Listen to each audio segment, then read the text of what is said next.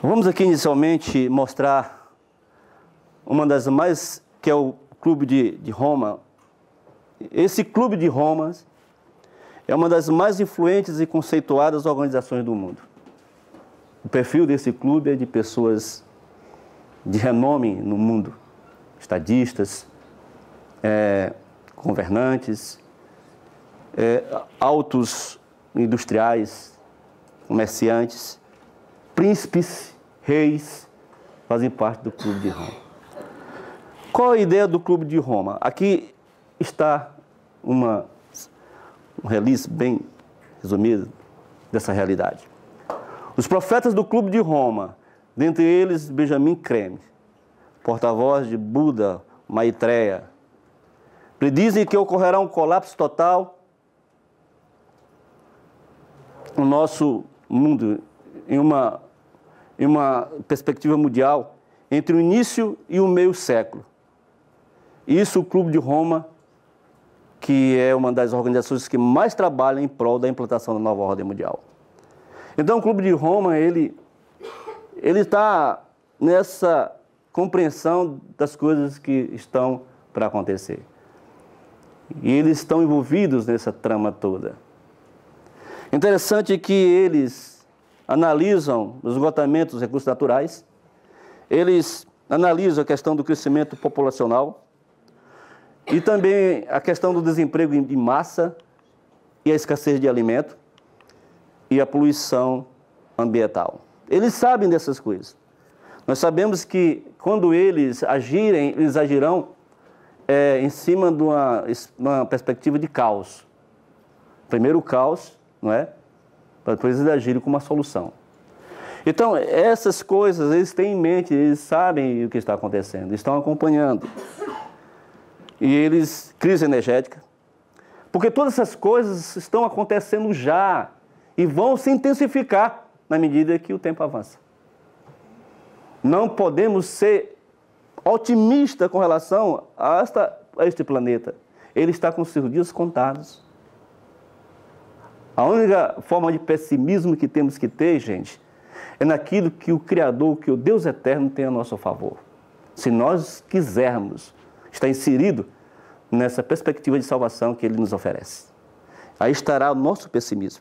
E essa visão de pessimismo nessa dimensão aí deve mover-nos com afinco, sabe? Com todas as forças do nosso coração, da nossa alma, com todo o nosso entendimento, em busca disso. Não podemos ser relapsos, indiferentes a isso aí, porque precisamos disso.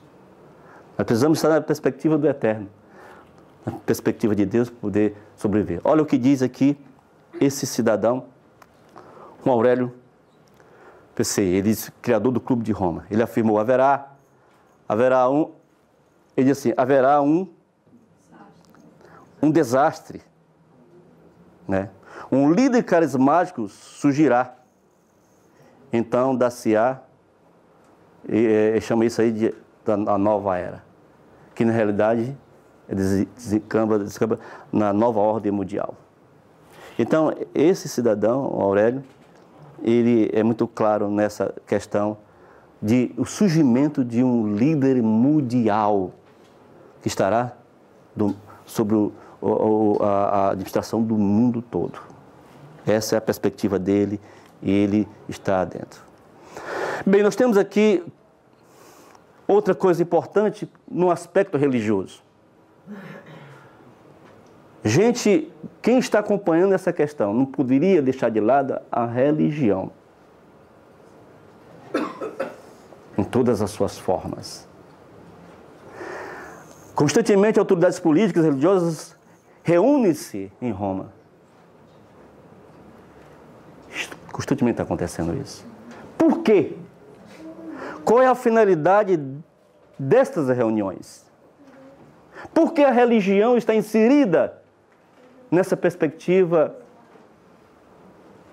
nesse desfecho que nós temos à nossa frente? Vamos estudar aqui. Notem que se você busca ver o que está acontecendo em Roma, você vai ver que ali reis, rainhas, autoridades do mundo todo, presidentes de países, religiosos de outras religiões, tanto elas religiões cristãs como religiões filosóficas pagãs, estão todos se concentrando em Roma. Por que isto? O que isso tem a ver com essa perspectiva nefasta que está à nossa frente? Vamos analisar. Aqui tem um pensamento muito importante que devemos absorver. Diz assim: os acontecimentos ligados ao final do tempo da graça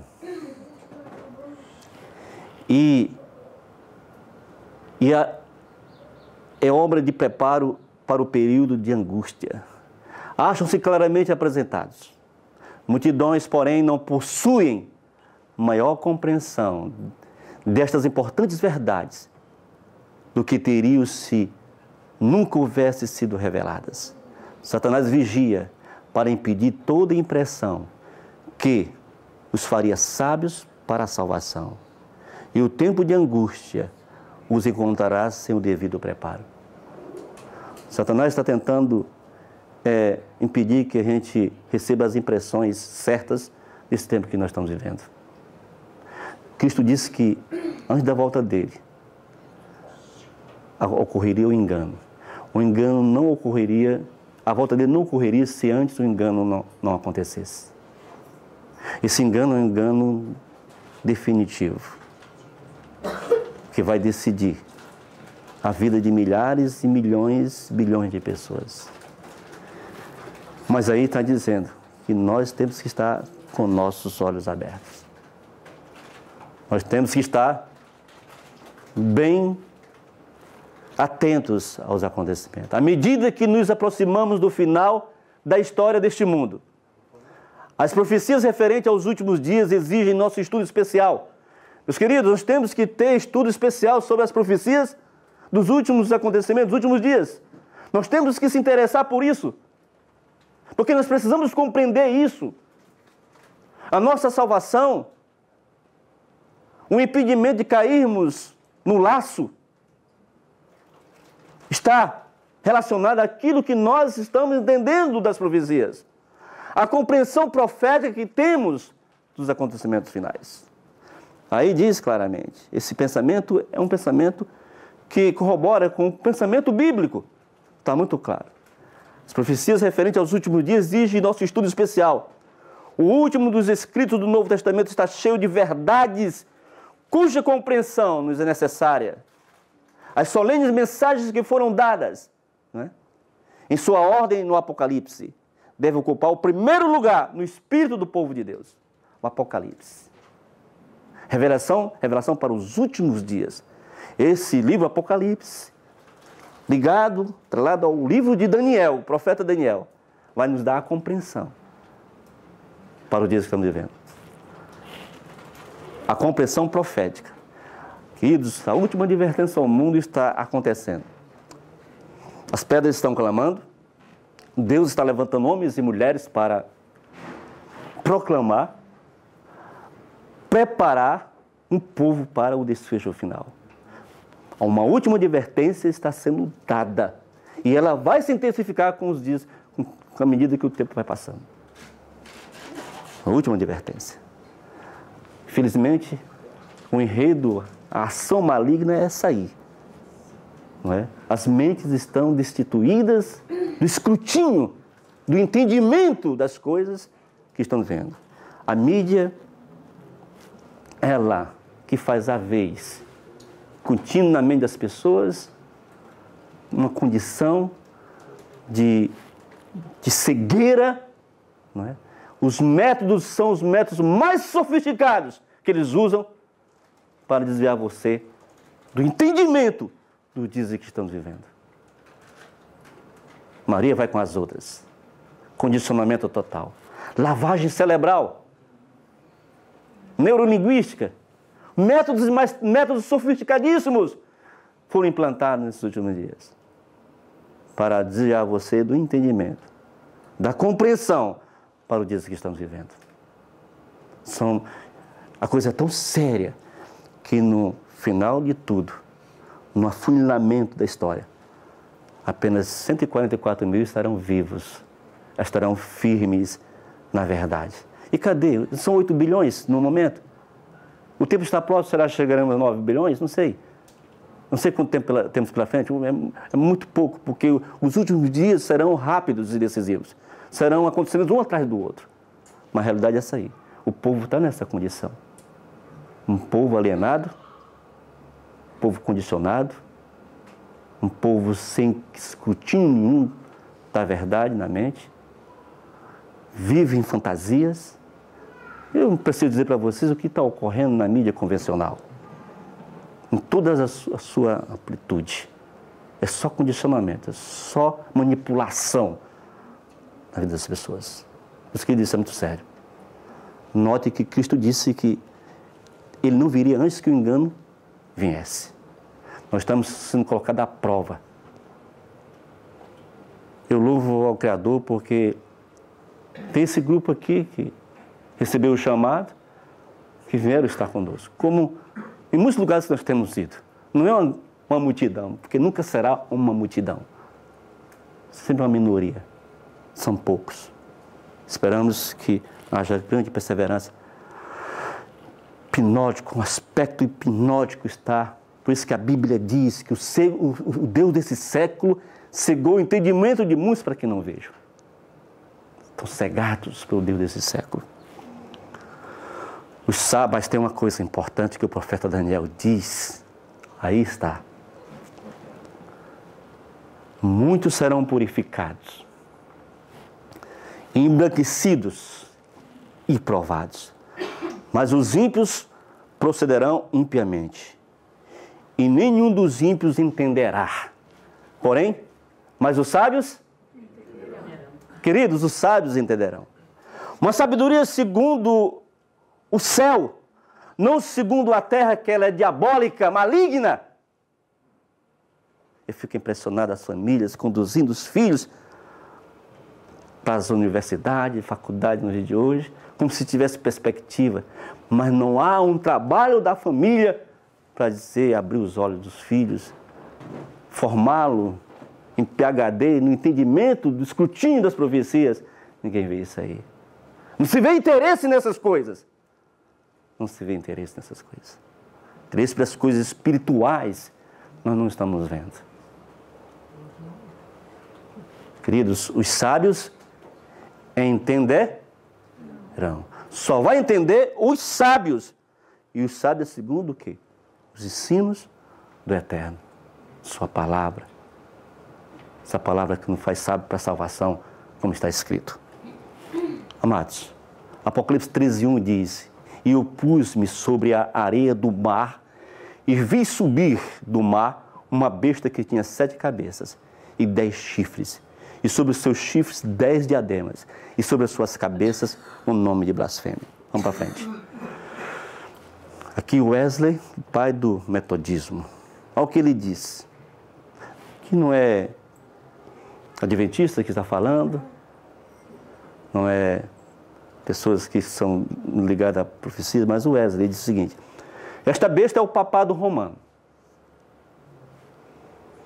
Como ele surgiu há 600 anos, que está de pé agora e ainda vai permanecer por certo tempo. Todo o texto combina com ele e com ninguém mais. cada ponto e cada detalhe, como se pode ver das afirmações que se seguem. Esta besta é um poder espiritual e secular, em contraste com o reino de Cristo.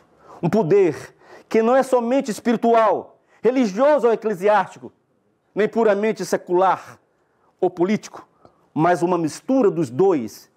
A besta tem uma íntima relação com a cidade de Roma. Olha o Wesley dizendo aí. E isto fica nítido no capítulo 17. O animal existe no presente e não no passado. Esta besta existe atualmente. E somente depois da destruição de Roma, esta besta é lançada no lago de fogo. Por isto, seja o que for, esta besta, ela existe hoje. A besta é o papado romanista. Esta é a consequência clara da terceira e quarta afirmação. Esta besta tem uma íntima relação com a cidade de Roma, ela existe atualmente. Por isso, ou existe um outro poder que está relacionado mais intimamente com esta cidade, ou com esta besta, é o Papa. Agora, preste atenção agora nisso aqui. Olha só, vamos aqui para o aspecto secular. Ver o que acontece por trás dos bastidores. Você está vendo aqui a Ciel América, essa revista independente para ítalo-americanos. Uma revista muito especial para ítalo-americanos. Olha o que ela diz. Em junho de 2011, no Tratado de Cidade Parceria, ou Parceira. Ele está falando aqui, veja bem, do prefeito de Roma, o Giannini, e também o prefeito de Washington, o Gray. Eles fazem um contrato de parceria entre as duas cidades, Washington e Roma. Espera aí, eu estou falando das duas bestas do Apocalipse. Que representa as duas bestas do Apocalipse. Aquela que saiu da terra e aquela que saiu do mar. Nós estamos aqui em pleno século XXI, vendo uma parceria, um tratado entre essas duas cidades. Por que esse tratado? Por que essa parceria? É interessante. Quando o advogado Joy Grano, há muitos anos, voltou de uma viagem de Washington, ele se conscientizou que as duas cidades tinham mais em comum do que simplesmente o status de capital. Há alguma coisa em comum entre a cidade de Washington e Roma, cidade de Roma. Aí diz o seguinte: naturalmente, Joy percebeu que a sua arte e arquitetura eram semelhantes. Que coisa, hein, gente? Mas ele também constatou que, de certo, essas semelhanças não existiam por acaso, mas que eram intencionais. Meus queridos, a profecia diz que haveria um acordo entre esses dois poderes, que são oriundos destes países. Roma e Estados Unidos. É lá que saem as duas bestas do Apocalipse. A que sai do mar e a que sai da água. A que sai do mar é a besta de Roma. A que sai da terra, no caso, é os Estados Unidos, que surgiu de uma terra que não era habitada, não havia povoação. Isso é outro estudo que nós não podemos detalhar aqui. Mas o que nos chama a atenção, como é que um contrato desse é feito? Como é que um acordo desse é feito? Como é que os detalhes juntam as peças do quebra-cabeça e sedimentam a profecia. Faz valer a profecia. Como ele disse, o Grão disse, que não é por acaso que ocorreu isso aí. Isso foi tudo premeditado. Vamos para frente. Você vê aqui o aspecto arquitetônico. Você vê aqui Roma, aqui, a catedral em Roma. E ali você vê lá nos Estados Unidos,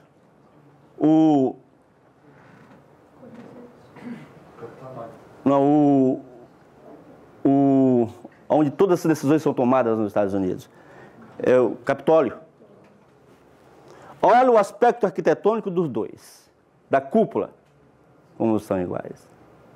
Mas não é só isso não, tem outros aspectos aí, em outras estruturas. Como o Jó explicou a Seal América? Explicação, olha a explicação dele. Os patriarcas da nação americana escolheram uma forma republicana de governo. Olha que coisa interessante, gente. O que os americanos escolheram? Uma forma republicana de governo. Foi por acaso isso? Vamos lá à frente. O que ele diz? Depois de terem estudado profusamente a Constituição Romana, eles estudaram a Constituição Romana e escolheram uma forma republicana de governo. Vamos lá. Quando foi decidido que era a capital, que para a capital se fundaria uma nova cidade, ficou bem claro que iriam erigir os edifícios públicos no estilo romano. Esta foi uma decisão consciente de Thomas Jefferson e George Washington. Uma decisão consciente. Mas, na realidade, eles estavam confirmando o aspecto profético. Do que João tinha visto quando recebeu a revelação na ilha de Pátimo. Sobre esses lugares. Sobre essas cidades.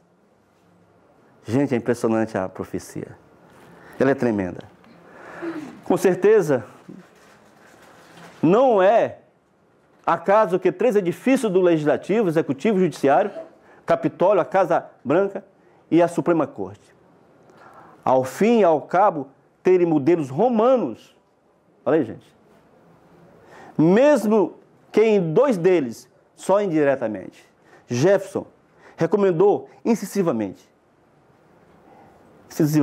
que o Capitólio fosse uma construção arredondada, em forma de cúpula.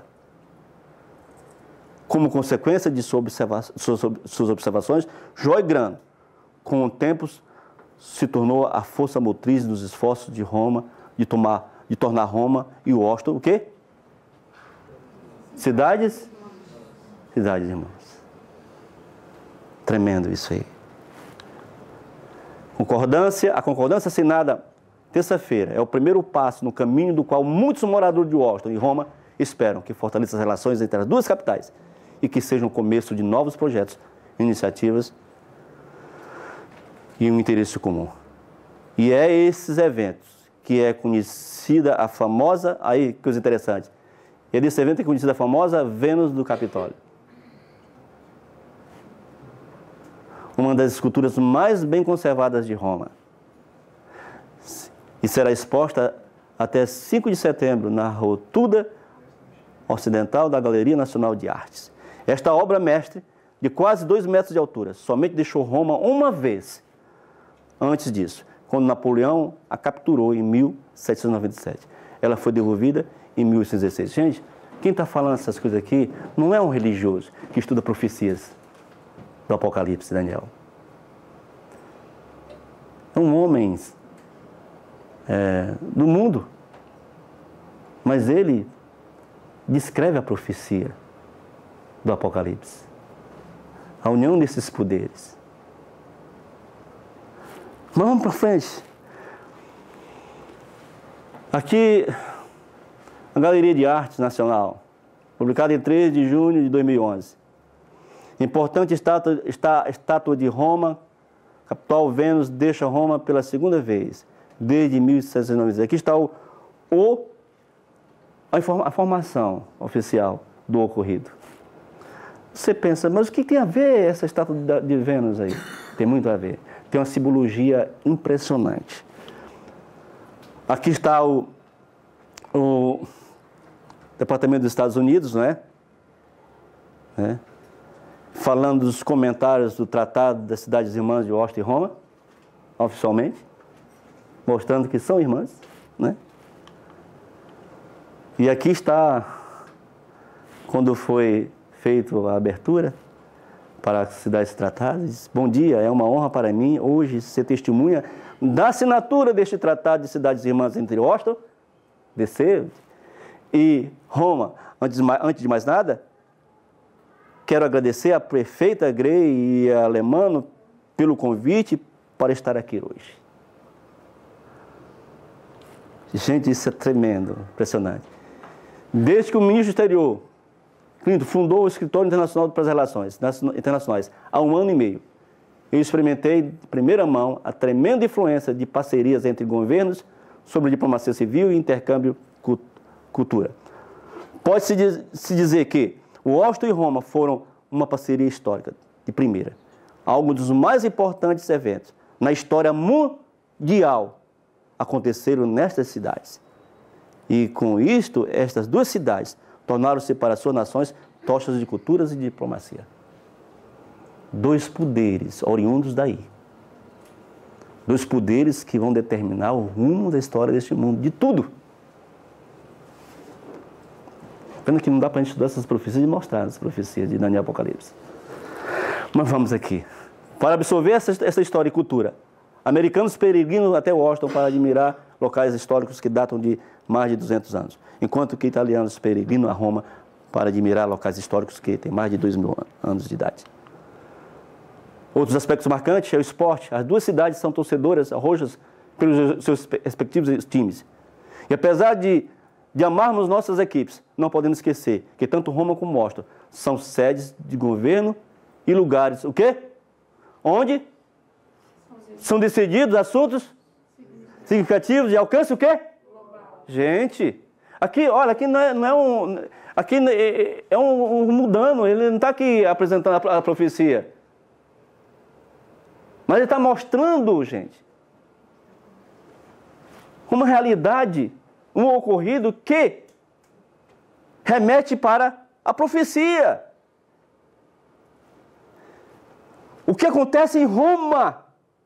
Vocês têm acompanhado os jornais? Autoridades do mundo inteiro afluem para Roma. Sem falar dos Estados Unidos. Quem que dá a bola da vez para todo o planeta? Olha só o que esse homem fala disto. Como ele analisa essa questão.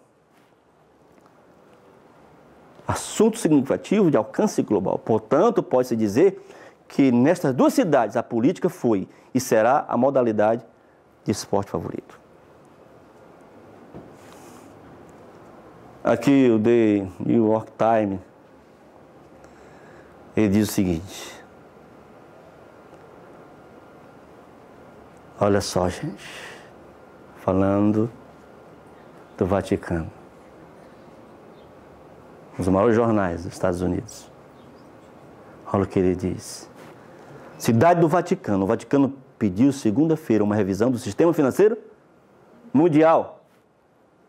E novamente,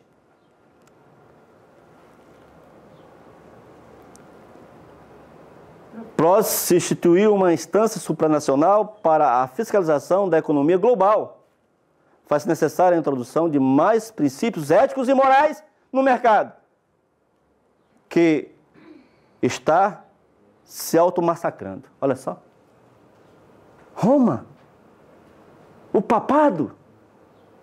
Ele falando que essa questão financeira, da economia, tem que ter uma solução. E que para essa solução acontecer, tem que ser um homem que tenha ética. Um homem que tenha princípios, que não seja corrupto, como os governos são corruptos. Mas um homem que decida as coisas de forma justa.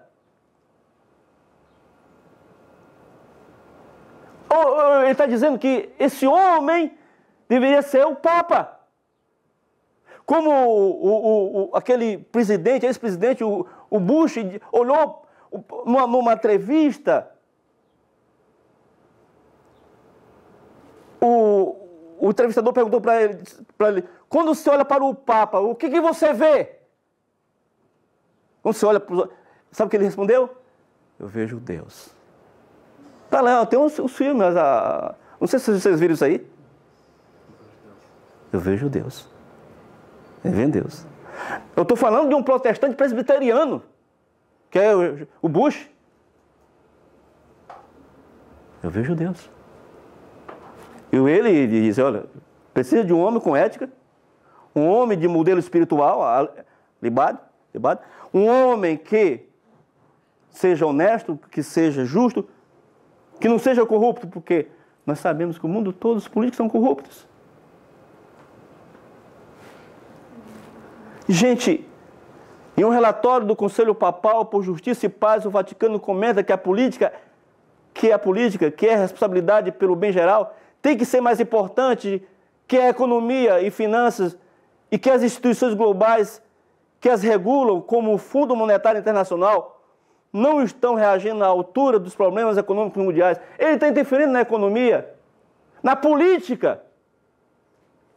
Aí diz, o documento é a expressão da preocupação da Igreja Católica sobre a instabilidade econômica e crescente desigualdade de salários e qualidade de vida. Governos nacionais, por si sós, não teriam o poder necessário para confrontar esse desafio. Olha o que ele diz aí. Os governos não têm esse poder. Governo nenhum, nem dos Estados Unidos, nem de canto nenhum, tem esse poder para confrontar esse desafio. Mas nós temos. Nós temos esse poder. Vocês estão acompanhando, gente? Como é tremenda a coisa? Mas vamos chegar lá, vamos se aprofundar nessa questão. Chegou o tempo de focalizarmos nosso olho em instituições de autoridade global. Porque se trata de bens fundamentais para a vida e felicidade de toda a família humana. Um só Estado não pode promover ou proteger estes valores, disse o cardeal Peter, presidente do Conselho Papal, na apresentação do relatório na segunda-feira. Isso nos constrangeu. O documento que o Vaticano chama de rascunho floreia as palavras: não temos que ter medo de introduzir novas ideias. Mesmo se as forças existentes formarem contrapesos para o domínio dos mais fracos, isso levasse a uma desestabilização, concluiu o documento. O conteúdo lembra os refrãos dos movimentos de protesto contra a ordem financeira mundial, como os indignados de Madrid, do Occupy, né? Apesar disso, o documento não é uma manifestação, não é um manifesto para dissidentes inconformados, diz os representantes do Vaticano. Aí que nós vemos o que está acontecendo no mundo. Protestos, né? Tivemos duas grandes crises que afetou o mundo. 2001, Torres Gêmeas. 2008, a bolha imobiliária, que desmoronou a economia americana. Está se esperando agora em 2015, dentro dessa chimitá. Ela correu a primeira, a segunda e a terceira. Já tem que acontecer uma terceira, que será a pior, a devastadora. E de lá para cá, meus queridos, o que nós temos visto? Manifestações. Em todo o mundo, não é só no Brasil. No Brasil não se fala. Está aí, o Brasil vive, hoje em dia, respirando manifestações, não é verdade? Encontros mais encontros, não está acontecendo? Mas no mundo todo está assim. Tanto faz na Europa, nos Estados Unidos, em todo canto do mundo está acontecendo manifestações. Quebradeira por cima de quebradeira. Os jornais não param de relatar. Aqui, por exemplo, aqui nos Estados Unidos, policiais norte-americanos usaram spray de pimenta contra estudantes na sexta-feira, que participaram de uma campanha pacífica contra a ocupação da Universidade de Califórnia. 10 manifestantes foram presos. Isso aí é coisa da ordem do dia, esses assuntos, esses acontecimentos. E vão se intensificar a cada dia que passa. Isso é no mundo todo. Nós estamos vendo os jornais, os grandes jornais noticiando. E aqui na Inglaterra, queimando, o que aconteceu, eles queimando, incendiando, os manifestantes incendiando as ruas da cidade. Não é? Isso vai continuar, prédios queimando, carro. Foi chamado para uma mudança radical da política em Espanha. Aqui, foi quando aconteceu na questão da Espanha, os manifestantes se veem representados por nenhum partido tradicional, nem favorecidos pelas medidas que têm apoiado os políticos. A imprensa espanhola tem trazido os protestos para a crise econômica em conjunção com o Time de Stefan, para outra geração e tal. Formação. Os atuais protestos no Oriente Médio e Norte da África, Grécia, Portugal, bem como o protesto islandês e mutins de 2009. O movimento foi inspirado nas revoluções de 2011 na Tunísia, no Egito e as revoltas de 1968 na França e 2008 na Grécia. Os protestos começaram pouco antes das eleições locais e regionais de 22 de maio. Apesar dos demonstrantes serem bem heterogêneos e virem de muitos transfundos, o que os une é a rejeição do desemprego, cortes nos orçamentos sociais, políticos espanhóis, o sistema atual dos dois partidos. Então, gente, aí está, corrupção, capital, bancos e banqueiros políticos em corrupção, em contato fortemente para os direitos fundamentais, a habitação, emprego, cultura, saúde. Tudo isso aí é a mesma modalidade, o mesmo modelo em todo o mundo. Tanto faz países ricos da Europa, como os Estados Unidos, países subdesenvolvidos, tudo a mesma coisa, a mesma situação que nós estamos presenciando. Daily Bell. Espanha proíbe dinheiro, Espanha proibiu transações em dinheiro acima de 2.500 euros para combater o mercado negro da evasão fiscal. Gente, essas medidas e mais medidas vocês vão ver o que vai acontecer no final da nossa demonstração aqui. É de arrepiar o que nós vamos mostrar no final. Nós estamos aqui traçando um perfil da situação, desde lá para trás, atual e o que vai acontecer no futuro, que é desastroso, é temerário, é terrível. Aqui, a União Europeia tem uma data de validade. Isso, grande, esse Adriano aqui, o Sabucho, é impressionante o que ele diz sobre a União Europeia. E a União Europeia? Por que a União Europeia? Como é que ela surgiu? Qual foi o propósito? Quem fundou a União Europeia? Eu estou falando aqui já do berço lá de Roma, lá onde está Roma, porque Roma pertence à União Europeia. Esse homem aqui, o Adriano Sabucho, ele é analista político, autor, palestrante, comentarista de rádio e TV argentina do Papa Francisco. O que esse homem diz? Ele não é religioso, ele não estuda profecias do Apocalipse de Daniel. Mas o que ele diz? Qual é o perfil que ele traça de tudo que está acontecendo? Quando eu vi essas citações desse homem, que comparei com o que eu já tinha em mãos, eu falei, esse homem ele lê profecias, ele estuda profecias, ele tem acompanhado as profecias, porque ele tem essa capacidade de desnudar essas questões todas com tanta clareza. Olha o que ele diz. O que é isso aqui são palavras dele. O que é o governo mundial chamado Nova Ordem Mundial, globalização? Ou o meu favorito? Descreve os objetivos a longo prazo de uma elite muito poderosa, global,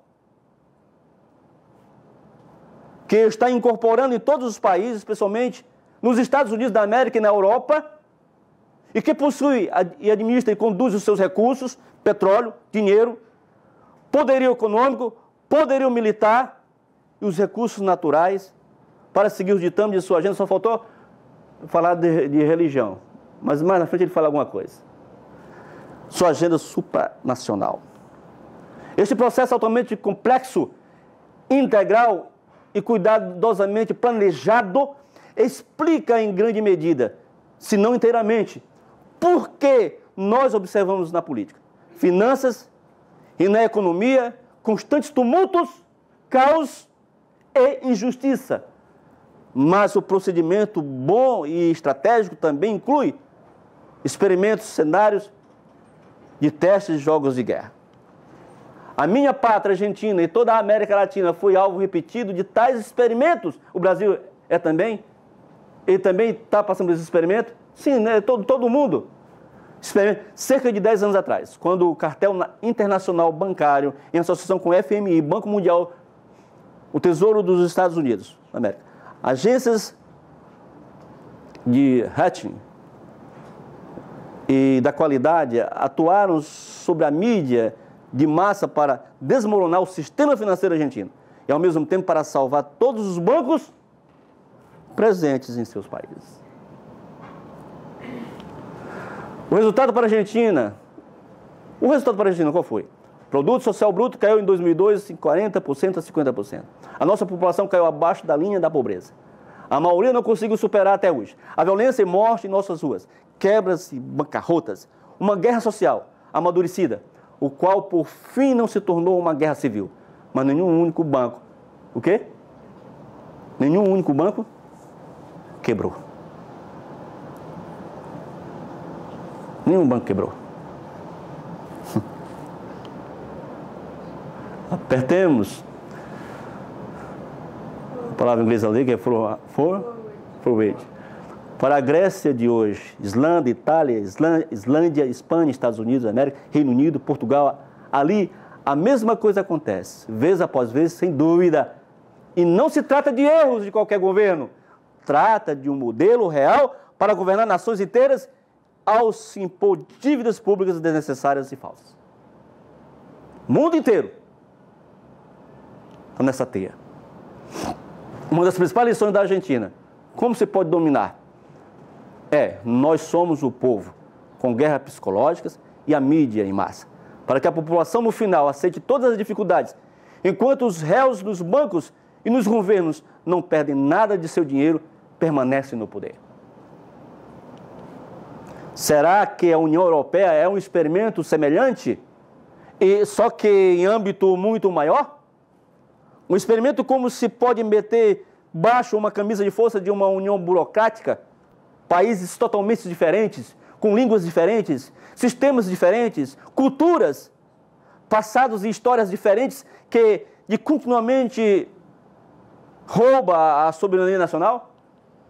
Uma espécie de manual para a subjugação voluntária dos 27 Estados membros da União Europeia, para que aceitem uma administração, um parlamento, um presidente não eleito, um exército, uma bandeira e uma moeda?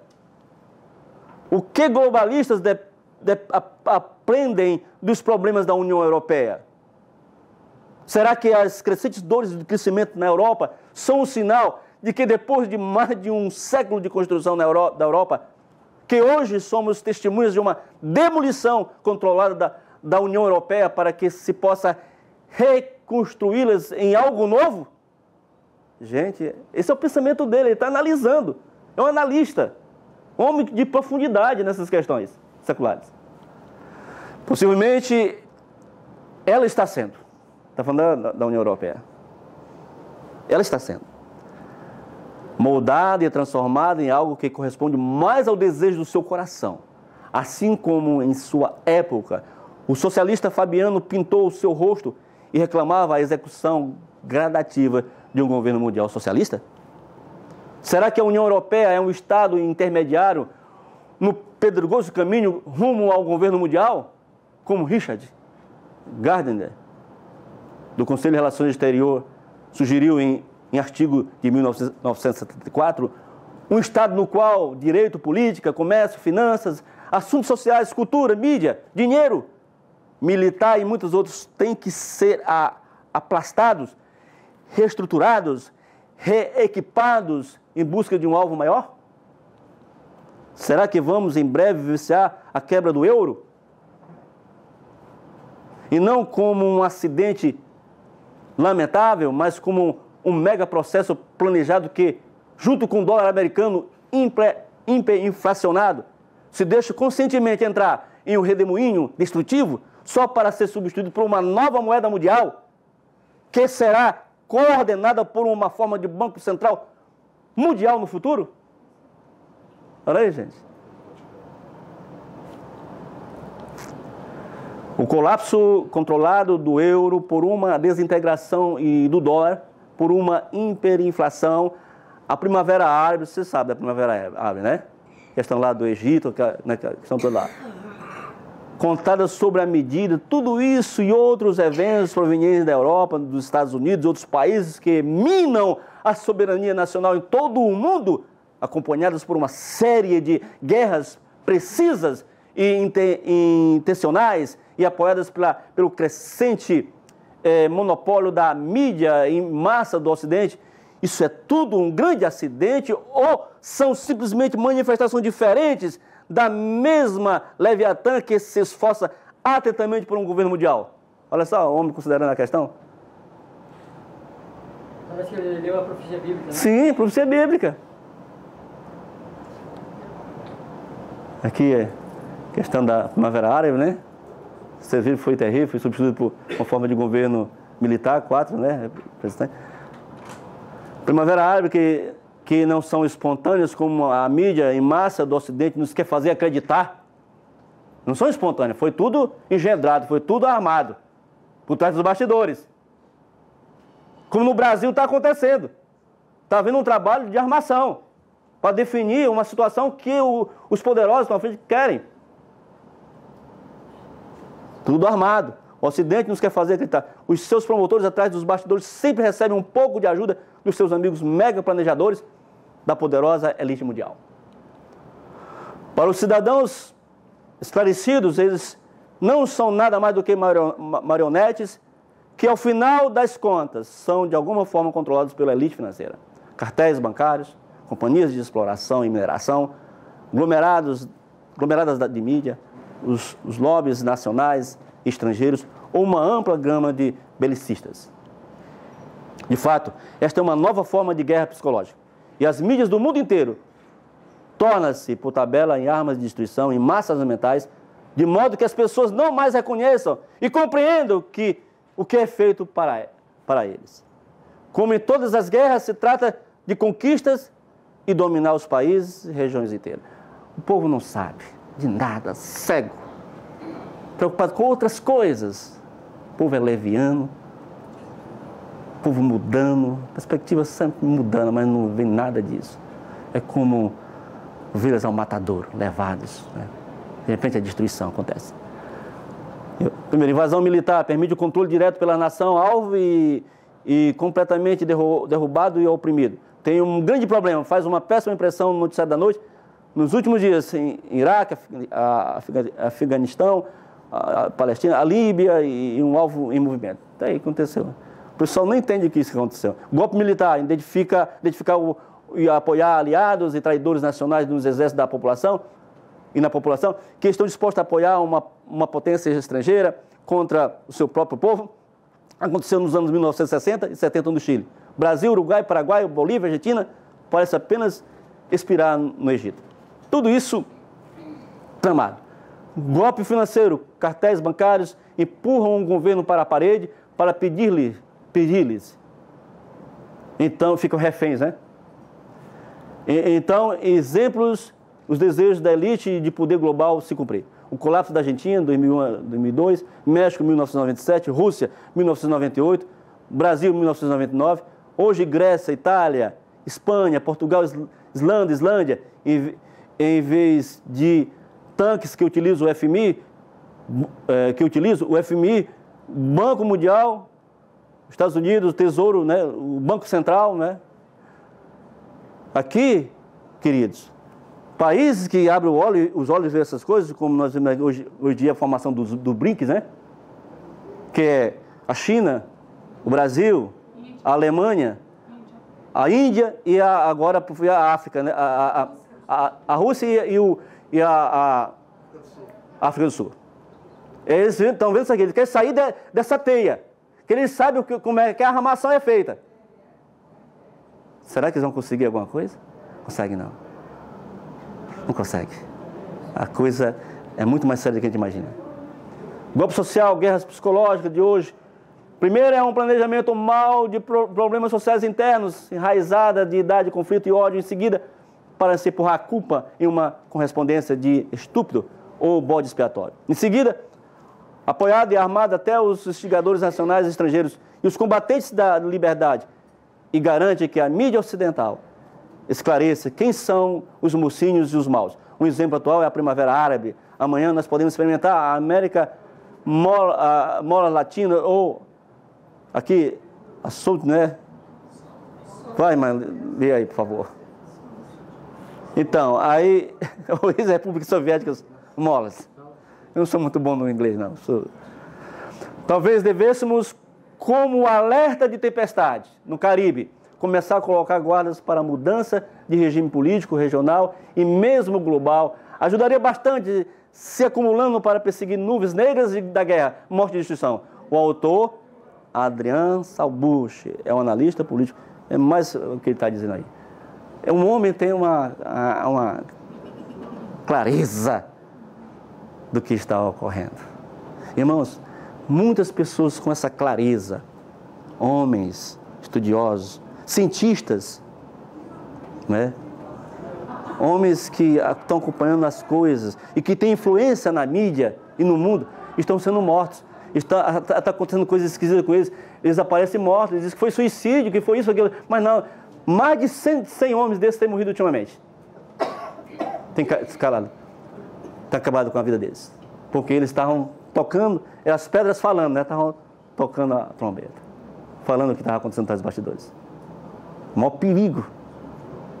Porque eles não deixam impune, não. O grande papel é o sistema religioso também, né? Que está no grande papel aí. Com certeza. Bem, vamos para frente aqui. Que o Times Online. Vamos aproveitar aqui, porque o tempo já está... Quantos minutos eu tenho aí? Mais 15 minutos. Vixe, então não vai dar. Eu tenho que apressar. Irmãos, infelizmente está aqui, ó, os pontos centrais que a gente ia falar. Vou parar aqui, por exemplo, aqui nós vemos aqui a CIA, a FBI, Quem fundou a CIA? Foi um católico, cavaleiro templário, William Donovan. Ele é visto como o pai da CIA. Quem era eles, queridos? Católico. Da onde ele era? Qual o braço da igreja romana? Ele era o quê? Cavaleiro templário. Ele fundou a CIA. Ele foi diretor do OSS. Ali está o FBI. Quem criou o FBI? Foi Charles Joseph Bonaparte. Um cavaleiro também? Templário. Todos esses homens que criaram toda essa estrutura que está aí, que está canalizando o mundo para uma nova ordem mundial. Tudo, querido, tudo foi planejado. Teve uma mente trabalhando para sequenciar isso aí e atingir o objetivo comum. É uma pena que não dá para a gente ver detalhe por detalhe. Formação do Opus Dei, que é perigosíssima. Vem o reino deles. Jesuítas, terríveis, né? Aqui está o livro Vem o reino deles, né? Esse livro aqui, ele descobre as maracutaias, ou seja, os desígnios que há por trás dos bastidores. Ele diz o seguinte: uma revelação explosiva das seitas mais poderosas e secretas dentro da Igreja Católica Romana, o Opus Dei. Este livro mostra o Opus Dei. Tornou-se o braço forte das finanças da Igreja Católica, Opus Dei. Seus membros são influenciados por ritos secretos e uma ordem de absoluta confidencialidade. Suas verdadeiras intenções são obscurecidas sistematicamente. Tem o objetivo de preparar a cristandade para a próxima cruzada contra o Islã. Comissão trilateral, que é membros escolhidos, um na América do Norte, outro na Europa e outro na Ásia, para dar o foco a essas questões aqui, os planejamentos. Vamos para frente. Aqui estão eles, os 3 presidentes dessa comissão. Querido, o tempo realmente não permite a gente parar mais. E aqui, essa palavra é desculpe. Como é que é, Denise? Sem desculpas. Em seu livro, Sem Desculpa, o ex-senador conservador Barry Gold criticou o grupo de discussão como uma aspiração jeitosa e sistemática por poderio e consolidação dos 4 centros poderes: política, dinheiro, intelecto e igreja. Olha só, para a construção de quê? De um poder econômico mundial acima do governo político e respectivo país. Aqui o clube, queridos, aqui é interessante. O clube Bilderberg, que as pessoas dizem, isso aí não existe, mas existe. Estão se reunindo agora em junho. Estão se reunindo lá no Alpes, né?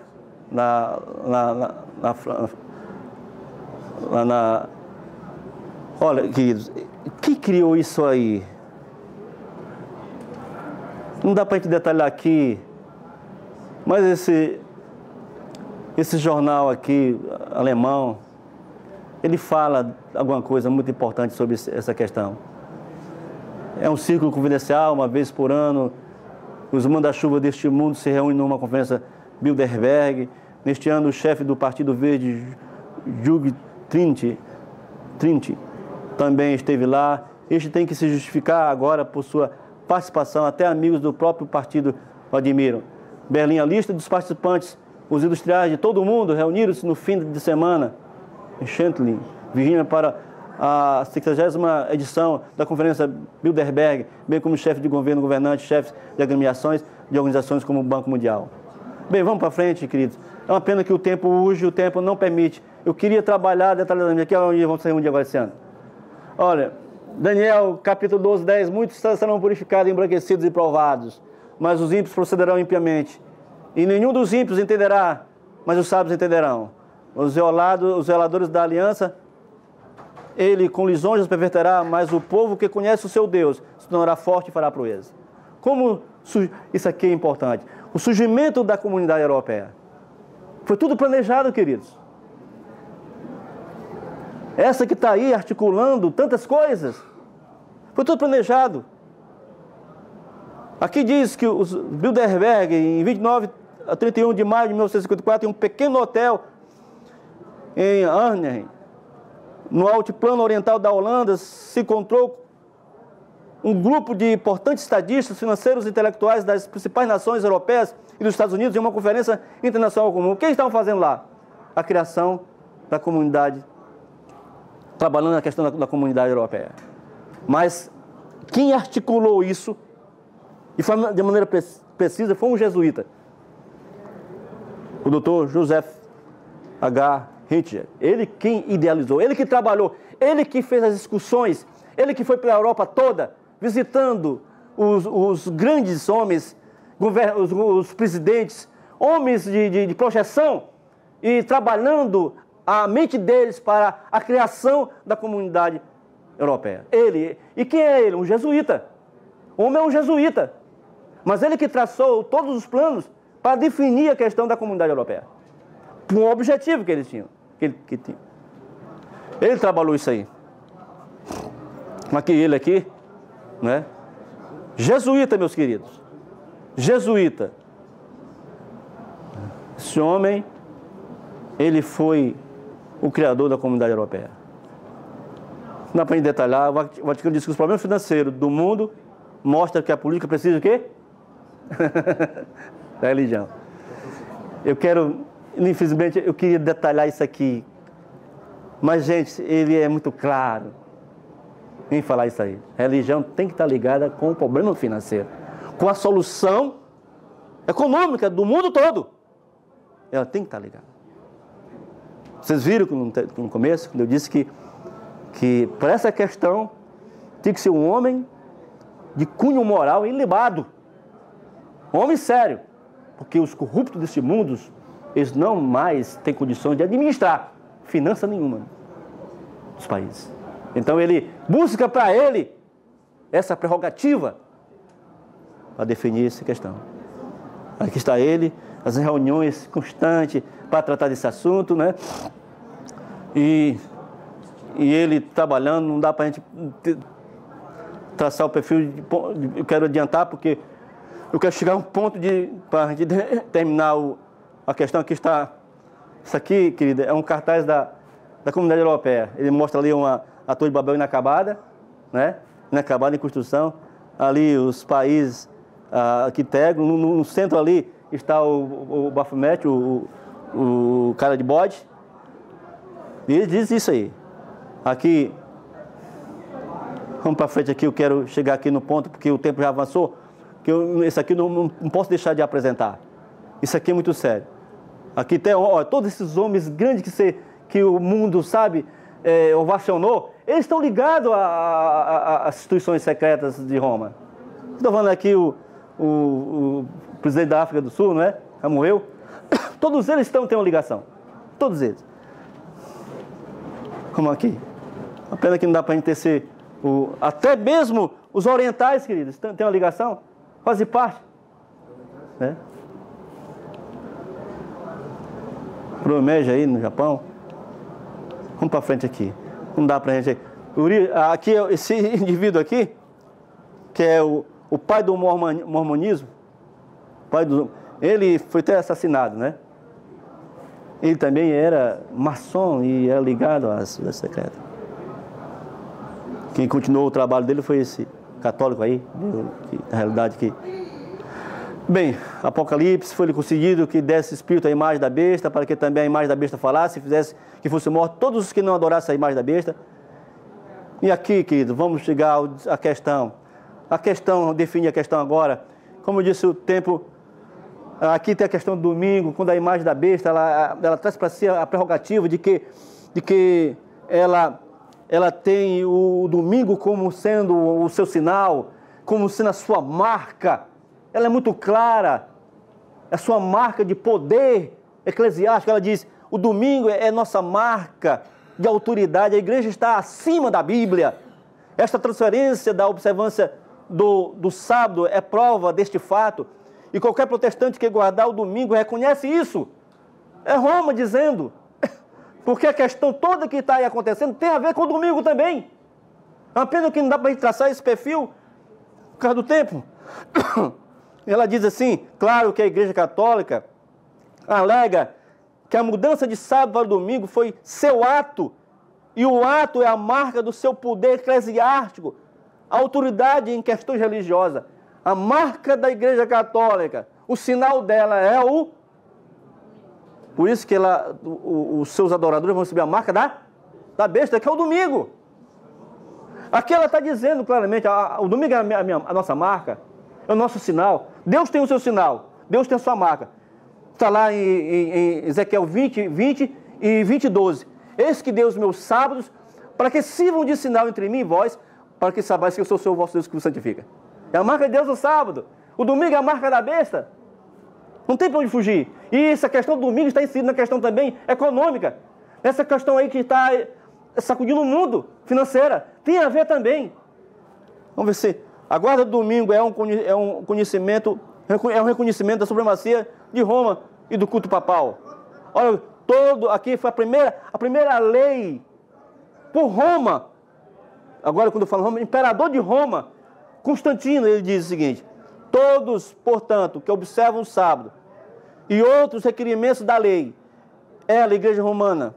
Aliás, aqui é a bula. Antes tem um. Deixa eu ver se está aqui. Não está aqui. Aqui já é. Não, tudo bem. Aqui é outra coisa. Aqui foi do Concílio de Florença. Aqui são palavras da Igreja Católica. Ela diz: todos, portanto, que observam o sábado e outros experimentos da lei. Ela, a Igreja Romana, declara: estranha a fé cristã, sem a mínima capacidade de participar da salvação eterna. Olha onde ela vai, onde ela chega. Não é? Aqui está, vocês conhecem muito bem o Dies Domini de João Paulo II, onde ele apela para o poder legislativo, para que o domingo seja validado como um dia de descanso. Opera para leis, poder legislativo é leis, né? Não é que formula as leis. Ele, aqui no Dies Domini, não dá para gente ler o texto aqui, mas eu vou ler aqui no final, quando ele fala: ninguém desconhece o efeito, acho que está aqui, não mais na frente. Aqui. Porém, mesmo nos países onde as leis sancionam o caráter festivo desse dia, a evolução das condições econômicas acabou por modificar profundamente o comportamento coletivo, consequentemente, a fisionomia do domingo, impôs amplamente o costume do fim de semana. Deixa eu ver aqui, não é aqui, é mais na frente. Vamos ver aqui mais na frente. Está aqui. Por isso é natural, onde fala do poder legislativo, apela para o poder, aliás, poder. A legislação civil. De aqui, né? Está aqui? Até a quarta linha. A quarta linha. Tá bom. Por isso é natural que os cristãos esforcem para que também nas circunstâncias específicas do nosso tempo, a legislação civil tenha em conta o quê? O seu dever de santificar o domingo. Aqui é o Dies Domini. Todas as religiões que estão fazendo essas orações do domingo, elas já estão praticamente com a Sim, besta, né? Com certeza. Estão caminhando para essa questão. Aqui no que leu as questões, aqui está, ó, ele apelando constantemente. Apelou para o Parlamento Europeu. O Parlamento Europeu abraçou a ideia. está formulando lei, já está traçando o perfil das leis. O Parlamento Europeu. O Parlamento Europeu. Ela está traçando o perfil dessas leis.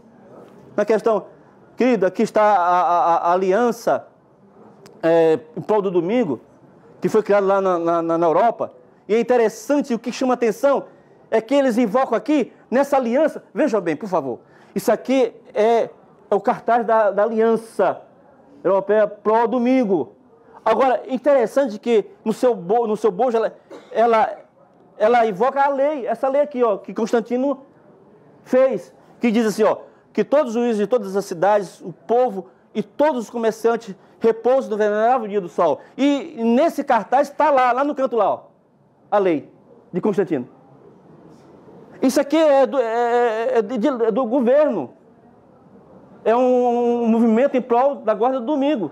Está lá. No canto do cartaz está lá. A lei de Constantino. E aqui está o decreto que foi do Concílio de Laodiceia, 40 anos depois, que diz: os cristãos não devem... Já é a Igreja Católica aqui. Depois do decreto de Constantino, imperador romano pagão, veio a Igreja Católica e faz no cano 29 do Concílio de Laodiceia esta lei aqui. Os cristãos não devem judaizar descansando no sábado, mas devem trabalhar neste dia. Que todos sejam anátema de Cristo se for trabalhar no domingo.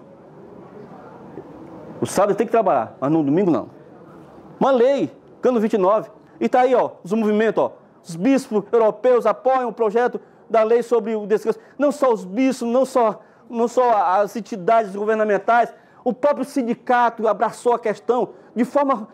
Os sindicatos, tinha que ser os sindicatos, eles abraçaram a questão para fazer validar o quê? A guarda do domingo, em detrimento ao dia de sábado.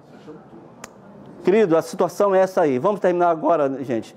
Vamos aqui só avançar com o que terminar agora. Olha, tudo são jornais, ó. Aqui os próprios protestantes assistindo o culto. Eu fiquei impressionado com o Clinton, ele recebendo a hóstia. O Clinton é um protestante, mas ele recebeu a hóstia do padre. Ele é protestante. Todos estão submetendo a esse poder, gente. Todos. Os grandes e pequenos. Aqui a rainha da Inglaterra, né, indo para os cultos do domingo, né, são dominguistas. E tudo faz parte do bojo dos Illuminati, essa conspiração. Olha aí, ele aqui com os de outras religiões, né, as religiões ortodoxas, né. Tudo. A religião aliada à política é uma arma perfeita para escravizar ignorantes e fazer as coisas acontecerem. Está aqui, ela é uma besta montada, não é? Ela é montada sobre uma besta. A besta que ela é montada é o poder político. A igreja romana se monta no poder político, ela é respaldada pelo poder político. Vamos lá, gente. Vamos lá. É uma pena que estou terminando. A autoridade da igreja e do Estado vão se unir para subornar e persuadir ou forçar todas as classes de honrar o domingo. A falta de autoridade divina será suprida por legislação opressiva.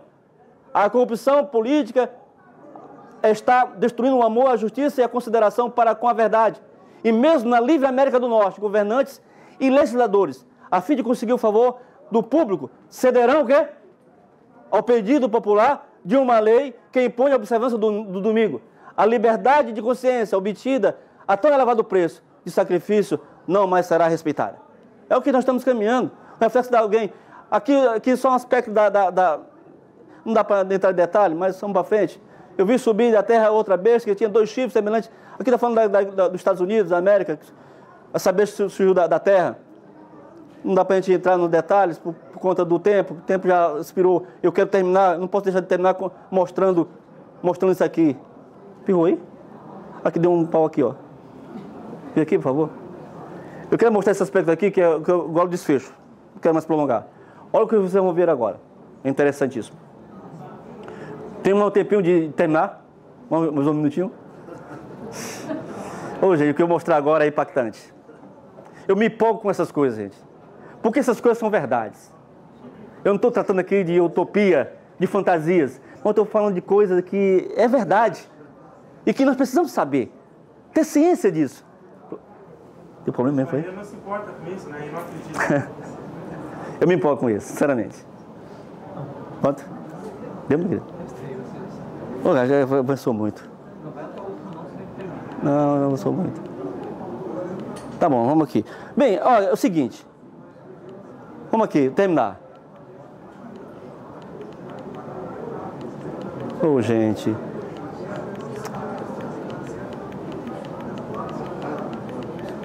Sou muito, meu querido. Ai, ai. É muita coisa. Gente. Aqui, gente, eu queria ver isso aqui. Eu vou parar aqui bem rapidinho. Olha. Bem, a economia está galopante numa quebra, num colapso. A situação é desastrosa o que vem pela frente. Aqui você está vendo Então a economia ela está na sua bancarrota.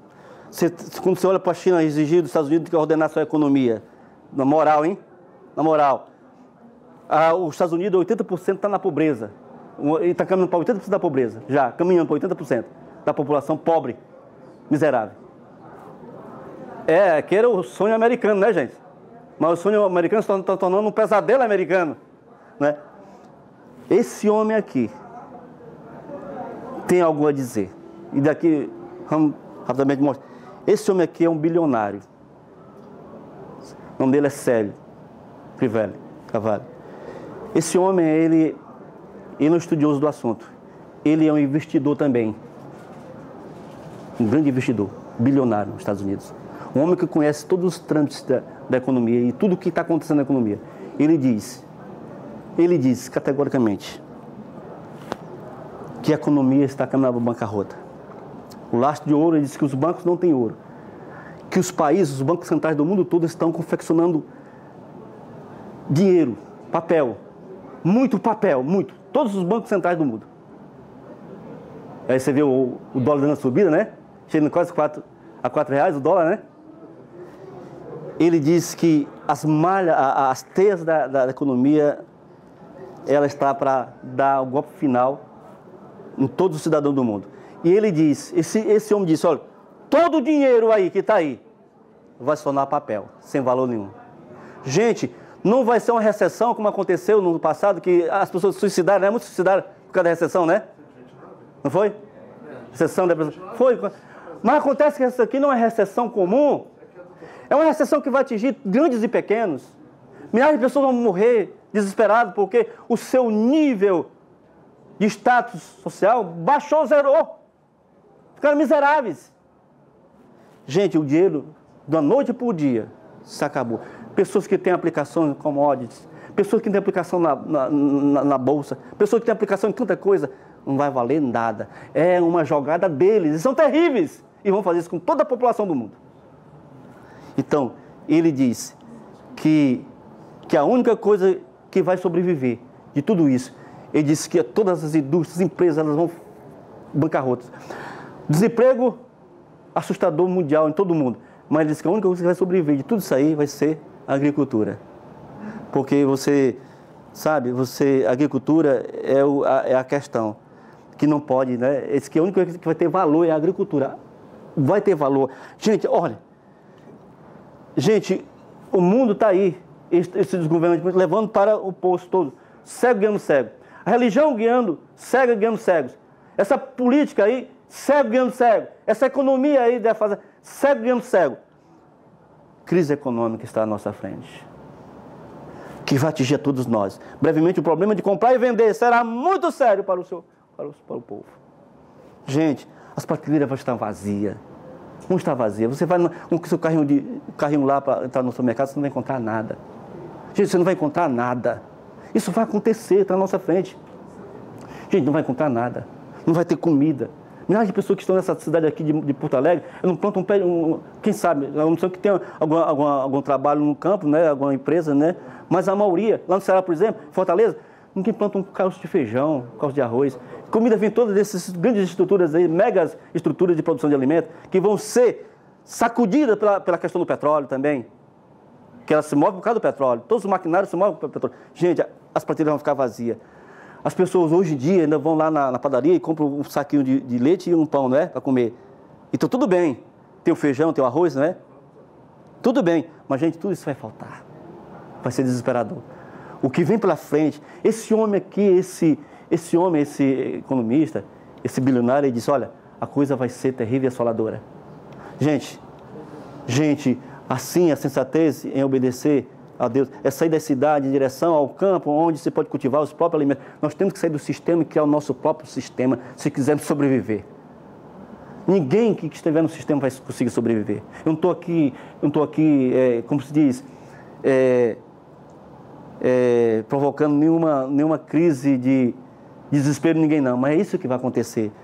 Gente, esses instrumentos foram deixados de lado há muito tempo. Mas para quem quiser sobreviver, vai ter que buscar novamente esses equipamentos, viu, gente? Esse equipamento aqui, ó. Esse aqui está vendendo aqui, ó. Vendendo aqui o... Gente, nós vamos ter que se apegar isso aqui. Nós vamos ter que se apegar isso aqui, a Deus se pega isso aqui. Nós temos que pedir o nosso próprio alimento, se quisermos sobreviver. Olha, ele te viu, o profeta te viu, toda a cidade serão sacudidas, gente. Ele viu como a cidade como mulher parturiente, que está para dar a luz ao filho. O desespero, ele viu, o profeta Isaías viu, o profeta Jeremias viu isso aí. Está aqui os textos. Será uma coisa terrível, até será assolada por tantas coisas que vão ocorrer, gente. Gente, a disputa por comida será uma coisa aterradora. Não haverá segurança nas cidades, porque as pessoas estarão invadindo as casas, atrás de comida, desespero. Porque pode faltar tudo na vida, mas não falte comida, que as pessoas até se comerem se comem umas às outras. Aconteceu isso no passado. A Bíblia fala. Hoje eu vou comer teu filho, amanhã como o meu. Está lá na Bíblia. A coisa vai ser desesperadora. Os que ficarem na cidade serão um alvo fácil. Fácil, gente. Não haverá ordem. Só caos. Não tem polícia, não tem exército, não tem ninguém que vai lhe proteger. É sair da cidade. Gente, a situação vai ser... Os seus rostos serão flamejantes, o profeta viu. Todo o desespero tão grande que os rostos serão flamejantes. Gente, aprisionamentos. Para perseguindo nova ordem mundial. Aí o profeta, as estrelas do céu não darão a sua luz, nem a lua. Famílias, mulheres estrupadas, filhos mortos. Uma situação desesperadora. As crianças e mulheres não serão poupadas. Os velhos, ninguém será poupado que estiver na cidade. Gente, temos que tomar uma decisão. Está chegando o tempo, como nunca houve. Agora é tempo de abandonar a cidade. Estamos atrasados. É agora. Estamos atrasados. Bom, gente, aqueles que são tentados a pensar, que são incapazes de fazer a mudança, precisam lembrar que quando decidimos obedecer-lhe, o nosso carinhoso Pai possui infindáveis formas de nos prover ao exercermos fé absoluta nele. Ele vai prover. Precisamos abandonar as cidades. O exemplo da esposa de Ló está diante de nossos olhos. Olhe para a mulher, lembrai da mulher de Ló, disse Cristo, ó, em Lucas 17:32. Olha, a esposa de Ló tornou-se um exemplo prático do que acontece quando nós não obedecemos, felizes e satisfeitos, o seu comando para fugir das cidades. Foge para o monte, que foi o que dito. Vocês fogem para o monte, saiam daqui. Salve a vida de vocês. Gente, está aí, a cidade, o caos. E só vai poder compreender que estiver na cidade. Para quem, olha, Atos 13:17, para que ninguém possa comprar ou vender, senão aqueles que têm. Essa vai ser a condição. Só quem tiver o quê? Só pode fazer alguma coisa quem tiver o quê? A marca da besta. Olha, o Papa disse isso, gente. Termina aqui, o Papa disse isso. Foi um dos últimos que foi bombástico, revelações do Papa. Ele citou a história de José, que foi levado cativo para o Egito, e que, de lá, ele ficou e o povo de Israel, o povo dele, uma grande seca levou eles ao Egito. Eles tinham dinheiro, mas não tinham alimento. Aí ele pega, aplica isso a ele. Ele aplica isso a ele. A ele aqui, ele aplica e diz, olha, José faminto, falando de José. Esse aí é um documentário interessante. Ele diz assim, ó. Ele diz assim.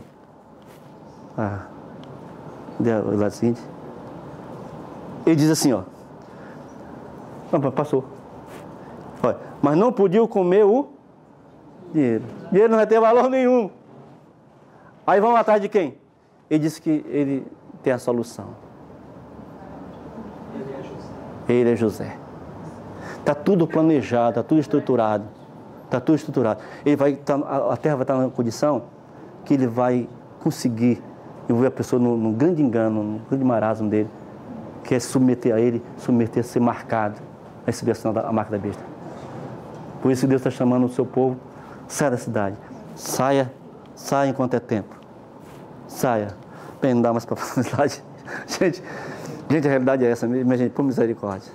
Hoje, se ouvir a sua voz, não endureçais vosso coração. Buscar o Senhor quando você pode achá-lo, invocar enquanto Ele está perto. O tempo urge. Isso aqui não é utopia, não é fantasia, isso é verdade, isso é realidade. Está tudo armado. Sai dela, povo meu. Gente, nós temos que fazer isso aí. Se quisermos salvar nossas vidas. Que Deus nos abençoe. Obrigado pela atenção. Espero ter podido compartilhar. Não quis assustar ninguém, mas espero ter compartilhado com vocês dessas verdades tremendas que estão por trás dos bastidores. Tá bom, gente? Deus abençoe. Amém.